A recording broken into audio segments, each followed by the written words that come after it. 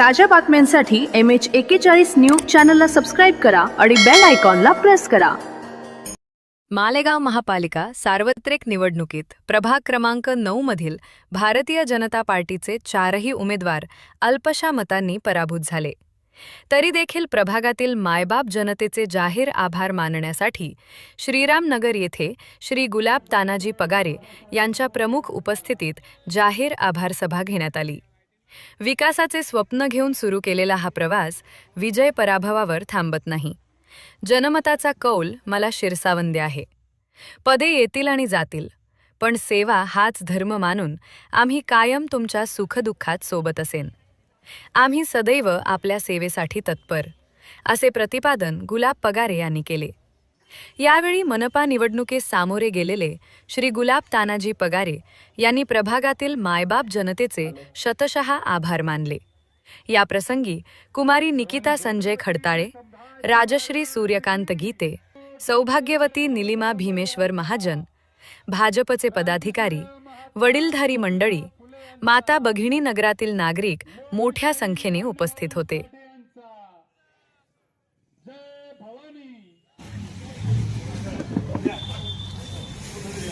सर्व महामानवांना, राष्ट्रपुरुषांना, राजमातांना, त्यागमातांना अभिवादन करून आजची ही आभार सभा या ठिकाणी संपन्न होत आहे। ह्या प्रसंगी सन्माननीय व्यासपीठ उपस्थित माझे मतदार माता भगिनी आणि हा जो कार्यकर्ता आहे, हा कार्यकर्त्याची बैठक आहे। आज कुठेतरी वाटतं की आमच्यापेक्षा ज्यांनी डोक्यावर ही निवडणूक घेतली होती त्या कार्यकर्त्यांचं कुठेतरी मनस्वी आभार मानले पाहिजे। आम्ही तर खूप काही तुम्हाला देऊ शकत नाही, परंतु या गेल्या महिनाभरापासून तुम्ही अहोरात्र आमच्यासाठी डोळ्यात तेल घालून झटत होते, एक एक मतदाताच्या बाबतीत सूचना देत होते।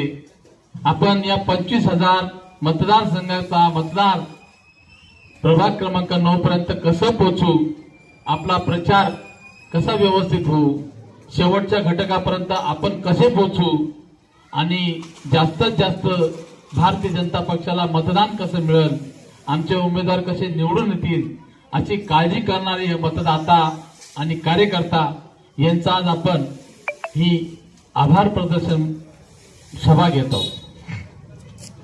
सभेप्रसंगी या ठिकाणी आता खूप काही बोलण्यासारखं नाही। प्रभाग क्रमांक 9 डॉक्टर बाबासाहेब आंबेडकर नगर, कैलास नगर, एकता नगर, गवळीवाडा, रामवाडी, समर्थ नगर, समर्थ कॉलनी, वर्धमान नगर, टिळक नगर, श्रीराम नगर, अचानक नगर असा भाग मंडाळे भाग पर्यंत जातो। मोसमपूर, आदिवासी नगर त्या ठिकाणी समाविष्ट आहे। तसंच हा प्रभाग एक असा आहे, इतर प्रभागांपेक्षा या प्रभागाची अशी 2 तुकड्यात तुलना झालेली। मोसमपूरच्या इकडं, मोसमपूरच्या तिकडं। मोसमपूरच्या इकडं 11,000 मतदान आणि संगमेश्वर भागात 14,000 मतदान। आता संगमेश्वर परिसर बघितला, मॉर्निंग स्टार संगमेश्वर, नवा होळी चौक, जुना होळी चौक, हिंदवी मंडळ, श्रीराम मंडळ, मारुती चौक, मुस्लिम बहु भागील, बदरकावाडा, इसाक चौक, दादा मियाचा तकिया, देवीचं देऊळ, काकूबाईचा बाग, आमीर हॉस्पिटल, ज्योतिनगर, नवनाथ नगर, माळी मंगल कार्यालय, भवानी चौक, जगताप गल्ली। त्याच पाठोपाठ जर आपण मध्ये आलो तर माळीनगर, पवन नगर, असे अनेक भाग या मतदारसंघात समाविष्ट होते। पण निवडणुकीच्या पूर्वी मी मागची निवडणूक जेव्हा हरलो 2017ची, त्यावेळेपासून मला खंत होती की प्रभागातील बघा, मी एका पक्षाचा आहे म्हणून ही गोष्ट बोलत नाही। मला या आभार प्रसंगी 2 शब्द हे पण सांगायचे प्रभागाला की प्रभागाच्या रचनेत तुलना समांतर 2-2 ची झाली पाहिजे। मग ह्या परिसरात ते निवडून आलेले 2 शिवसेनेचे असो, भारतीय जनता पक्षाचे असो किंवा इतर पक्षाचे असो, त्या बाबतीत काही सुख दुःख नाही. परंतु मागच्या वेळेला बघा, प्रभाग तोच, काही फरक पडलेला नाही. प्रभाग हा मौसमपूरच्या इकडे असल्याने इकडे 2 उमेदवार हे आपण तिकडच्या मतदातांनी जरी तुम्हाला शिवसेनेचेच जरी सीट काढायचे असले तरी या प्रभागाला न्याय द्यायला हवं होतं मागच्या वेळेस. मी विरोधी पक्षाचा असलं म्हणून नाही सांगत. निवडणूक आली आहे, गेली आहे. प्रभागाची रचना कशी बघा. मतदातांनी देखील इतकं बी स्वार्थ नाही बघायला पाहिजे की आमचा प्रभाग जो आहे हा श्रीरामनगर एक विकास कामांमध्ये दुबळा आहे. या परिसरात नागरिकांना मूलभूत सुविधापासून दूर राहावं लागतं. आम्ही ही निवडणूक लढलो तो खूप काही कोणावर टीका टिप्पणी केल्या नाही. या निवडणुकीत पूर्ण बघा, आमच्या 5-6 सभा बघा, 2-3 कॉर्नर सभा बघा, रॅल्या बघा. आम्ही विकासावर गप्पा मारल्या नाही. कोणी काय विकास केला त्याच्यावर बोललो नाही. कोणी काय भ्रष्टाचार केला आहे का नाही केला याच्यावर मी बोललो नाही. आम्ही बोललो होतो की आता आम्ही काय करणार, काय करायचं. त्याच पाठोपाठ सांगतो की बघा, मागच्या वेळेला 2017ची निवडणूक झाली. 3 लोक संगमेश्वरातून निवडून दिले, 1 मनुष्य एकूण निवडून दिला. 3 लोकांना मतदारसंघ दूर वाटत होता. इकडे आले नाही, फिरकले नाही. जनमतांमध्ये आक्रोश झाला श्रीरामनगरकडनं, असं वाटत होतं. इतका मोठा आक्रोश मतदातांमध्ये मौसमपूरच्या इकडे श्रीरामनगर परिसरात आहे की शिवसेनेचं सुपडं साफ आहे. त्या आक्रोश मध्ये मला असं काही वाटलं नाही. तो गेल्या महिन्या 15 दिवसाचा असा आक्रोश होता की त्याच्यात असं काही वाटलं नाही त्या आक्रोश मध्ये की बोलणं काय करणं काय. समोरच्यांनी सरळ इथले माजी नगरसेवक त्यांच्यावर खापरहंडी फोडून दिली. इकडचं सगळं यांच्याकडे दिलेलं, बोलून मोकळे झाले, पुन्हा मतं मागायला चालू पडून गेलं. आत्ताची तीच कंडिशन आहे. या भागातून जे निवडून गेले नितीन निंबा झालटे, मी नितीन भाऊचं मनापासून स्वागतच करणार आहे. निवडून आले, मान्य करावं लागेल आपल्याला जनतेचा कौल, आणि त्यांचं मनापासून स्वागत पण करतो, त्यांना अभिनंदन करतो. पण बाबांना असं नका करू, तो बी एक नौका पोरगा आहे. मी इथं आता माझा स्वार्थ नाही बघणार. माझा श्रीरामनगर हा माझा परिवार आहे, हा माझा मतदारसंघ, हा माझा परिवार आहे. शेवटी आम्हाला या मूलभूत सुविधासाठी लढावं लागणार आहे, बोलावं लागणार आहे, करावं लागणार आहे. म्हणून अशी काही खापरहंडी फोडू नका की आम्ही येणाऱ्या पंचवार्षिकला तुमच्या समोर मतं मागायला येणार.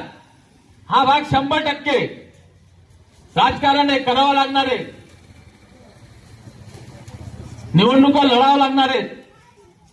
आणि पक्षांनी जर जबाबदारी दिली तर त्या जबाबदारीप्रमाणे आम्ही उमेदवारी करणारच आहेत. तो भाग 2 नंबरचा आहे. पण ह्या वेळेला जे आम्ही ऐकून घेतलं त्या पुढच्या वेळेला आम्ही ऐकून घेतलं नाही. तुम्ही किती बी विकास केला तर आम्ही थांबणार नाही, आम्ही निवडणुका लढणार आहे. तुम्हाला सांगून ठेवतोय की तुम्ही खूप बोंब जरी पाडली वा आणि आम्ही निवडणुका लढणार नाही या डोक्यातून काढा. पण इकडे एक उमेदवार जो निवडून दिलेला आहे, कदापि असे शब्द जर ऐकायला आले, आज तर आम्ही काही बोलत नाही, पण त्यावेळेला त्याचा विचार तुम्ही करा. आता तर फक्त भाषा होती की आम्ही तुम्हाला घुसू देणार नाही, हे मतदाता बोलत होते. त्यावेळेला आम्ही स्वतः बोलू तुम्हाला खरंच घुसू देणार नाही. मग तुम्ही कोणतीही शक्ती वापरा की आमचा प्रभागाचा विकास जो आहे, आमच्या प्रभागाला येणारा फंड जो आहे तो 100% या भागात वापरलेला पाहिजे. हे असं बोलून चालणार नाही की एककडे जो माणूस दिलेला आहे हे त्यांनी सगळं बघायचंय. दुसरी गोष्ट सांगून ठेवतो, 4च्या 4 उमेदवार 2 महिने अगोदर पण एकत्र होते, ज्या वेळेला तिकीट फायनल नव्हतं. निवडणुकीत बी एकत्र होते, पराभूत झाले तरी एकत्र बसलेले आणि ठामपणाने बसले तुमच्या समोर.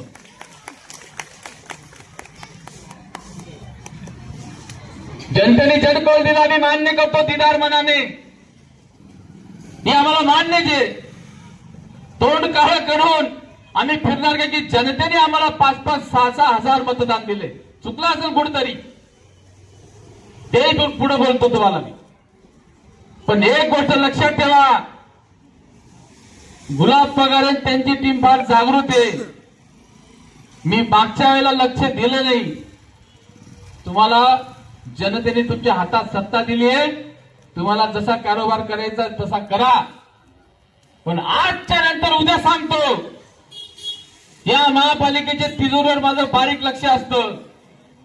येणारा 1-1 रुपयाचा फंड 100% प्रभागात वापरला गेला पाहिजे. आणि तो जर कुठं डगमग झाला, त्याच्यात कुचकाई झाली, त्याच्यात भेदभाव झाले, तर प्रभागाच्या लोकांना विश्वासात घेऊन हे कदापि सहन करणार नाही, याची तुम्हाला आता जाणीव करून देतोय. खपूनच घेतल्या जाणार नाही. दुसरी गोष्ट, ही मतं मागताना आम्ही बघितलं की आमची निकिताताई अतिशय 22 वर्षाची मुलगी, आम्ही भारतीय जनता पक्षाने आज चेहरा आपल्या समोर ठेवला. दुसरी आमची मुलगी नीलिमाताई, तिसरे आमच्या ताई वहिनी साहेब, एकदम सर्वसाधारण कुटुंबातले लोक आपल्या समोर मतं मागायला आले आणि आपण भरभरून प्रेमही दिलं. आम्ही मान्यच करतो. थोडंफार इकडे तिकडे होतंय, पण जेव्हा पहिली फेरी दुसरी फेरी झाली, तर 4 फेरीपर्यंत तुम्ही आम्हाला पुढे घेऊन गेले आणि विरोधकांची धास्ती भरली आणि एक लोक त्या ठिकाणी पोलिंग बूथ काउंटिंग पासून दूर पळायला लागले होते. दुर्दैव असं मी तुम्हाला आवर्जून सांगत होतो, जीव तोडून सांगत होतो तुम्हाला आम्ही, की बघा प्रभागात 4000 मुस्लिम मतदान आहेत, आपण जागृत राहा. ते कोटलेत, त्यांच्यापासून आपल्याला धोका होईल. तुम्ही सगळ्यांनी ती गोष्ट मनावर नाही घेतली. सहज निवडणूक समजले की तुम्हाला भारतीय जनता पक्षाला आम्ही 4च्या 4 नको निवडून देणारच आहेत. आपण गाफील राहिलो आणि आज परिणाम चुकीचा ठरलेला आहे. 1-1.5 वर्षापूर्वी समोर उदाहरण होतं की डॉक्टर सुभाषबाबा भामरेच्या माध्यमातून आपण लोकसभेला मालेगावातून सीट पाठवू शकलो नाही. अवघं 4000 मतांनी एक सीट पडतं आपलं, 4000. दुर्दैव आपलं मालेगाव शहराचं. आणि आज आम्ही पडतो कोणी 600नी, कोणी 1400नी. म्हणजे 2000 मतं जे आहेत ते मुस्लिम मतदारांचे, त्यांना आपण थांबू शकलो नाही. हे आपलं दुर्दैव आहे. याला म्हणावंच लागेल दुर्दैव. मला शाश्वती होती ही माझी चिलीपिली की सभागृहात जाईल आणि या वार्डाच्या मूलभूत सुविधासाठी लढल. थांबवलं गेलं तिला. फार म्हणजे गरीब घरातली मुलगी, संजूभाऊंची परिस्थिती बघितली, हालाकीची, कर्ज झालेले, नोकरी गाण ठेवलेली, वारस म्हणून मुलाला लावलेले, आणि तरी या निवडणुकीला समोर गेले. मला गॅरंटी होती मतदारांपुढं की तुम्ही आम्हाला न्याय देणार. वाईट वाटलं त्या गोष्टीचं. बऱ्याच गोष्टीच्या वेदनादायक आहे ते आम्ही सांगू शकत नाही. आता काही लोकांकडून आमचं शोषण झालेले की आम्ही जी पूर्तता करू शकत नव्हतो, समोरच्यांची तुलनेत आमच्याकडनं ती पूर्तता करून घेत होते. अरे ते कोण, आम्ही कोण? त्यांच्या मागं मंत्री महोदयांची शक्ती, पितामह भीष्मांची. आम्ही सर्वसाधारण कुटुंबातले. माझ्या समोर बघा एकदम 200 कोटीचा माणूस आमचे मोठ्या ताई, त्यांच्या समोर बघा किती गडगंज माणूस. आणि तरी आम्ही हा लढा दिला. या लढाची संगमेश्वर वासियांनी आमची कदर केली पाहिजे होती. इतकं शोषण आमचं केलं नाही पाहिजे होतं. आम्हाला न्याय दिलाच पाहिजे होता. दुसरं आमचं, मी नीलिमाताईंबद्दल बोलतो. या वाघ कुटुंबाला आणि महाजन कुटुंबाला शब्द दिला होता मी, ही आमची कन्या आम्ही भरपूरपणे खोळ भरून तुमच्या संगमेश्वरात पाठवू, ही आमची लेक आहे, या गावाची लेक आहे. माफ करा, मी तुम्हाला न्याय देऊ शकलो नाही. या पॅनलची जबाबदारी मी घेतो आणि पराभवाची देखील जबाबदारी मी घेतो. माझंच चुकलंय सगळं काही उमेदवार देताना, असं मला कधी कुठं कुठं वाटायला लागलं. मी तुमच्या घरी आलो, तुम्हाला उमेदवारी दिलेल्या होत्या. मला वाटत होतं की तुम्ही सगळे तुमच्या भरोशावर मी तिथे गेलो होतो संगमेश्वरात, की तुम्ही मला न्याय देणार. आणि एक छोटासा कार्यकर्ता गुलाब पगारे म्हणून हा 3-3 लोकांची जबाबदारी घेतो आणि 3-3 लोक म्हणून या सभागृहात घेऊन जाणार होता. हे तुमच्या भरोशावर घेऊन जाणार होतो. फसलो या ठिकाणी. तरी पण असं वाटलं 2 दिवस झाले, किती दिवस घरामध्ये बसायचं. जनसामान्याची सेवाचा विडा जो घेतलेला आहे तो कुठं थांबला गेला नाही पाहिजे. चुकते काही लोक, त्यांची गरज असते, मान्य करतो आपण, पण सुज्ञ मतदार आल्यानंतर हा विचार केला पाहिजे, केला पाहिजे. बघा, निवडणुकीच्या 15 दिवसाच्या प्रचार धुमाळीत तुमच्यापाशी माझं बोलणं गरजेचं आहे. तुम्हाला कळायला पाहिजे आमचा 15 दिवसाचा प्रवास किती खडतर होता, किती भयानक होता, किती कठीण परिस्थितीतून आम्ही गेलेलो आहे. की आम्ही साधारण कुटुंबातले लोक उमेदवारी करायला निघालेलो आहेत आणि मंत्री साहेब सांगता की माझ्या लोकांनी काम केलं नाही, मला मान्य आहे. मग तुम्ही कशाला वापस असे लोक देता हो? या लोकांनी चांगलं काम उभं केलं असतं तर आम्हाला मतं मागण्याची गरज पडली नसती. पुन्हा तुम्ही आम्हाला इथे येऊन सांगता की त्यांना नका मतदान देऊ, मला 2 मतदान करा. प्रभागातली समस्या प्रभागाचे नगरसेवक सोडता साहेब. का तुम्ही एवढी गॅरंटी घेता? लढू द्यायचं आम्हाला आमच्या पद्धतीने, करू द्यायचं होतं.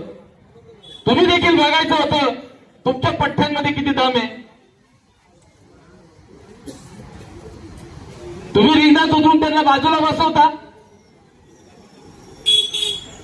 साहेब माफ करा हो, ते तर झालं साहेब. तुम्ही इतके मोठे आहात, इतके मोठे आहात, आम्ही तुम्हाला कुठंच करू शकत नाही.